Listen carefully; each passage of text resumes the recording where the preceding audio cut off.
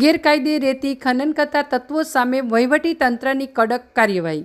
જિલ્લા ખાણ ખનીજ વિભાગ દ્વારા બનાસ નદીમાં ગેરકાયદેસર રીતે રેતી વહન કરતા તત્વો સામે સ્પેશિયલ ડ્રાઈવ.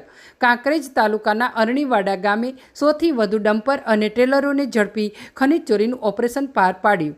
બનાસકાંઠા જિલ્લામાં ગેરકાયદેસર રીતે ખનીજ રેતી ખનન કરતા તત્વો સામે જિલ્લા વહીવટી તંત્ર દ્વારા કડક કાર્યવાહી કરવામાં આવી રહી છે. જિલ્લા કલેક્ટર શ્રી મિહિર પટેલની સૂચનાના આધારે જિલ્લા ભૂસ્તર શાસ્ત્રી શ્રી ગુરપ્રીતસિંહ દ્વારા બિનઅધિકૃત ખનીજ પ્રવૃત્તિને અટકાવવા સ્પેશિયલ ડ્રાઈવ હાથ ધરી હતી.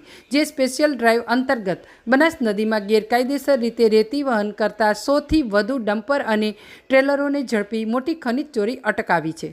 કાંકરેજ તાલુકાના અરણીવાડા ગામે બનાસકાંઠા ભૂસ્તર વિભાગની ટીમ સાથે મહેસાણા, પાટણ, અમદાવાદ જિલ્લાની તપાસ ટીમો તેમજ ગાંધીનગર ફ્લાઇંગ સ્ક્વોડ દ્વારા ઓચિંતી રેડ કરવામાં આવી હતી. તે તપાસ ટીમોએ તમામ વાહનોનું ચેકિંગ કરતા મોટાભાગના વાહનો રોયલ્ટી વગર જણાયા હતા. જેથી ભૂસ્તર વિભાગની ટીમોએ તપાસ કરી હાલ 100 જેટલા ડમ્પર અને ટ્રેલરોને સ્થળ પર જ સીઝ કર્યા છે.